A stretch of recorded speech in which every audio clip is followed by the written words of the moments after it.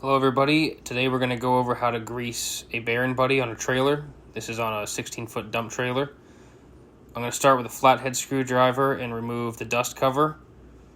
And you can see the void in there where the grease should be towards the rim of the Baron Buddy.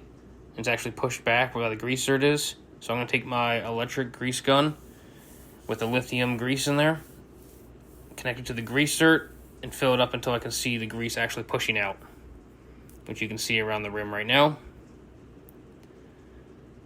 So I remove the grease gun. I like to clean it off in between uses just to keep any extra dirt out of the grease gun and the fitting.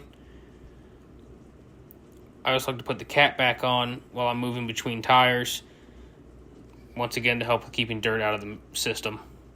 So I'm going to go ahead and put the dust cover back on now, and you'll have some grease push out all the way around the rim as you're pushing this back in, depending on how much you filled it up. So I'll take my shop towel and we'll clean that up once the dust cover's back in.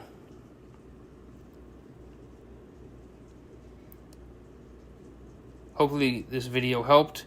If you have any questions, leave them in the comment section below.